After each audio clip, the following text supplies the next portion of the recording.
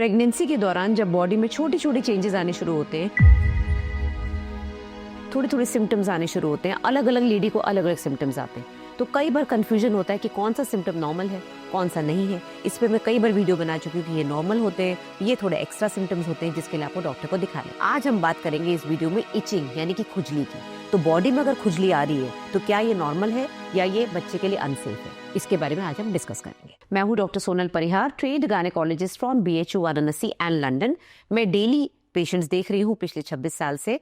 Etching की जो problem है बड़ी कॉमन है। हर पेशेंट को इचिंग को लेके इतना कंफ्यूजन होता है। बहुत सारी लेडीज बोलती हैं कि मैम ये तो हमको लगा नॉर्मल है क्योंकि स्किन स्ट्रेच हो रही है, पेट बढ़ रहा है तो इचिंग तो होगी, या फिर खुश्की हो रही है, वेदर चेंज हो रहा है, या फिर मैंने तो वो चीज़ खा ली थी, राजमा खा लिया था, छोले खा लिए थे, उसकी वजह से खुजली हो गई।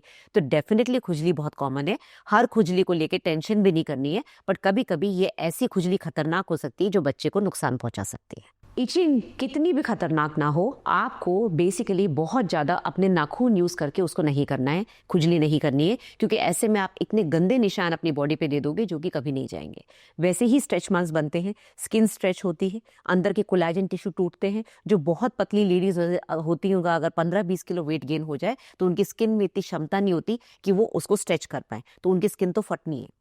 कुछ लेडीज जो मोटी होती हैं, जिनकी स्किन में इलास्टिक टिश्यू भी होता है, स्किन थोड़ी लूज होती है, उसमें कैपेसिटी होती है ज़्यादा एक्सपैंड करने की, तो ज़्यादा पतली लेडीज उनमें ज़्यादा स्ट्रेच मार्क्स बनते हैं। अब इन स्ट्रेच मार्क्स पे पतली स्किन पे अगर आपने नाखून लगा दिया तो ये निशान परमानेंट हो जाते हैं और बहुत ज़्यादा रेडनेस आ जाती है। अब इचिंग होती क्यों है और स्ट्रेच मार्क्स बनते क्यों है, मैंने आपको बताया। जहाँ जहाँ आप वेट गेन करेंगे, चाहे वो ब्रेस्ट हो, चाहे वो आपका पेट हो, चाहे वो बैक हो, चाहे वो थाइज हो, चाहे वो हिप्स हो, जहाँ जहाँ से आप फैलना शुरू करेंगे वहाँ पर स्ट्रेच मार्क्स आएंगे, किसी को कम किसी को ज़्यादा। इन स्ट्रेच मार्क्स का एक रीज़न ये भी होता है कि आपकी स्किन ड्राई है। अगर ड्राई स्किन है तो जल्दी फटेगी। कोई चीज़ अगर आप ड्राई होगी, उसके अंदर आप भरते चले जाओगे कुछ, तो फटेगी। अगर कोई चीज़ सॉफ्ट होगी, उसमें इलास्टिक टिश्यू अच्छा होगा, मॉइस्चराइज्ड होगा, तो जल्दी नहीं फटेगी। और इसी कारण से खुजली भी होती है। ठीक है, खुजली का कारण ड्राइनेस हो सकती है and too much thinning and stretching of the skin, जिसकी वजह से स्ट्रेच मार्क्स बनते हैं और इचिंग होती है। तो अगर खुजली माइल्ड है, सहन कर पा रहे हैं, आप थोड़ा सा मॉइस्चराइजर, विटामिन ई और एलोवेरा वाली क्रीम्स लगा लो, या फिर कभी कभी लैक्टोकैलामीन जो ठंडक के लिए ब्राउन कलर का लोशन होता है वो भी लगा सकते हो। नारियल का तेल लगाते लो। अगर इन सब चीज़ों से आपको रिलीफ मिल रहा है, साथ में कोई एंटी एलर्जिक ले लो। ज़्यादा रेडनेस नहीं है, दाने नहीं है, कोई ऐसे दापड़ नहीं निकल रहे, तो फिर कोई टेंशन की बात नहीं है। अब आपको कब पता चलेगा कि कौन सी इचिंग में आपको डॉक्टर को दिखाना है? भाई डेफिनेटली दापड़ निकल रहे हैं, या फिर आपको फुंसियाँ आ रही हैं, या फिर उसमें से पस आ रहा है, या फिर आपको बिल्कुल सहन नहीं हो रहा, तब तो आपको डॉक्टर के पास जाना ही है। कई बार नॉर्मल इचिंग में भी बच्चे को प्रॉब्लम हो जाती है, तो इसका मतलब ये है कि आपको किसी भी इचिंग को इग्नोर नहीं करना है, चाहे वो माइल्ड हो चाहे वो बहुत ज़्यादा हो। कई बार माइल्ड इचिंग में भी प्रॉब्लम हो जाती है, कई बार बहुत ज़्यादा इचिंग में भी कुछ प्रॉब्लम नहीं होती। तो सबकी स्किन डिफरेंट है और सबके कंडीशंस, प्रेगनेंसी की कंडीशन डिफरेंट है। थोड़ी सी भी इचिंग है, डॉक्टर को दिखाओ, क्योंकि ये कंडीशन होती है ऑब्स्टेट्रिक कोलिस्टासिस।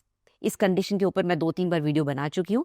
आपके जो लिवर में एंजाइम्स हैं, अब क्योंकि आपके अंदर प्रोजेस्टेरॉन हार्मोन बढ़ गया है, तो जहां जहां प्रोजेस्टेरॉन का इफेक्ट होता है वो सारी चीजें गड़बड़ होनी शुरू हो जाती है। प्रोजेस्टेरॉन आपकी आंतों को रिलैक्स करता है, तो आपको कॉन्स्टिपेशन होता है, आपको गैस बनती है। प्रोजेस्टेरॉन आपके लिवर के अंदर जो बाइल डक्ट है उसको भी रिलैक्स कर देता है, तो जो बाइल एसिड, जो बाइल जूस आपके इंटेस्टाइन में जाना चाहिए, जो खाने को डाइजेस्ट करता है, वो जा नहीं पा रहा है, तो वो यहाँ पर कलेक्ट हो रहा है गॉल ब्लैडर में। तो आपकी स्किन के आसपास bile salts, bile acids collect हो रहे हैं, तो राइट साइड में जो लिवर होते हैं वहां से बाइल सॉल्ट्स कलेक्ट होकर स्किन में फैलने शुरू हो जाते हैं, और ये प्रॉब्लम करते हैं बच्चे को। माँ को इतनी दिक्कत नहीं होती, माँ को ज़्यादा से ज़्यादा हल्का सा जॉन्डिस हो सकता है, लेकिन बच्चे में क्या दिक्कत आ सकती है? बच्चे को कभी कभी मेकोनियम पास हो जाता है, यानी कि बच्चा अंदर स्ट्रेस में चला जाता है, उसके अंदर स्ट्रेस हार्मोन बढ़ जाता है, बच्चा पॉटी कर देता है पेट के अंदर, और वो पॉटी अगर उसने निगल ली तो बच्चे की डेथ हो सकती है। इसको बोलते हैं मेकोनियम एस्पिरेशन सिंड्रोम। अब इसको और नॉर्मल खुजली को कैसे आप डिफ्रेंशिएट करोगे? बड़ा मुश्किल है, बट मोटे मोटा बता दूं, ये वाली खुजली जनरली रात में होती है। रात में जब आप सो रहे हैं उस समय होती है, क्योंकि आप खाना वाना खा चुके हैं, काफ़ी टाइम हो गया खाना खाए, उस समय खुजली ज़्यादा पता चलती है। दिन भर आप आराम से निकाल देते हो। आपको बहुत ज़्यादा रेडनेस आपके पाम्स पे आएगी और आपके तलवों पे आएगी, यानी कि पाम्स में और सोल्स में खुजली होना और रेडनेस आना, और स्पेशली रात में होना, ये एक वार्निंग साइन है कि शायद आप ऑब्स्टेट्रिक कोलिस्टासिस में जा रहे हो। तो बेसिकली खुजली इतनी ज़्यादा होती है कि बिल्कुल असहनीय हो जाती है।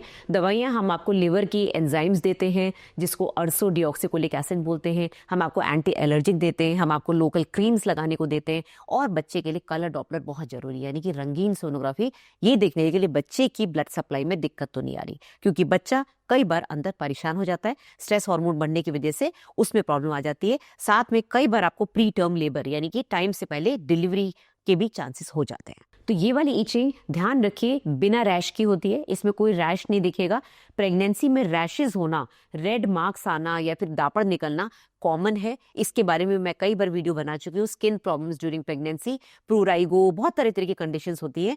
ज्यादातर ये सेफ होती हैं क्योंकि रैशेज आ गए तो डर्मेटोलॉजिस्ट आपको कोई ना कोई स्टेरॉइड क्रीम देके इसको बिठा देंगे। पर ऑब्स्टेट्रिक कोलिस्टेसिस सबसे खतरनाक होती है, जिसमें कोई रैश नहीं होता, ये बच्चे को प्रॉब्लम करती है क्योंकि ब्लड सप्लाई में दिक्कत आती है। डॉक्टर आपके ब्लड टेस्ट करेंगे, LFTs करेंगे यानी कि लिवर फंक्शन टेस्ट, आपके बाइल टेस्ट होगा, बाइल एसिड, बाइल सॉल्ट्स आपके ब्लड से और यूरिन से चेक किया जाएगा। अगर वो बढ़ा हुआ है तो डेफिनेटली आपको ऑब्स्टेट्रिक कोलिस्टेसिस है। तो पहली बात तो सेल्फ मेडिकेशन बिल्कुल भी ना करें। प्रेगनेंसी में वैसे भी सेल्फ मेडिकेशन नहीं करना होता है, पर खुजली को नॉर्मल समझ के कोई भी दवाई लेके ना लगाएं।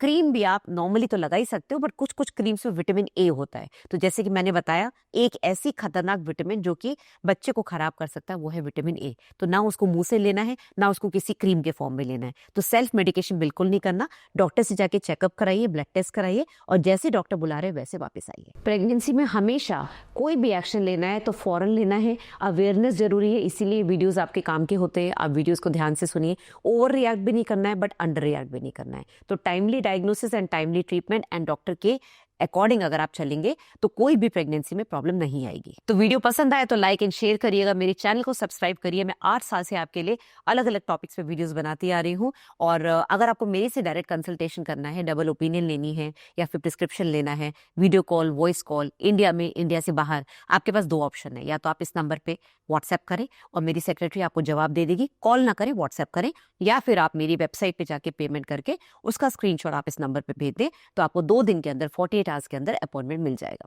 मैंने आपके लिए प्रेगनेंसी कोर्सेज डिजाइन करे हैं जो कि घर बैठे बैठे आपको मेरे सारे वीडियोस एक लाइन से 1-1, 2-2 मिनट के आंसर के रूप में मिल जाएंगे। तो आपको डॉक्टर के पास बार बार जाने की जरूरत नहीं है, बार बार उनकी फीस जमा कराने की जरूरत नहीं है। First trimester, second trimester, third trimester, बहुत ही मिनिमल उसका अमाउंट है, वो पे करके आप सारा घर बैठे बैठे इन्फॉर्मेशन ले सकते हैं। Thank you very much.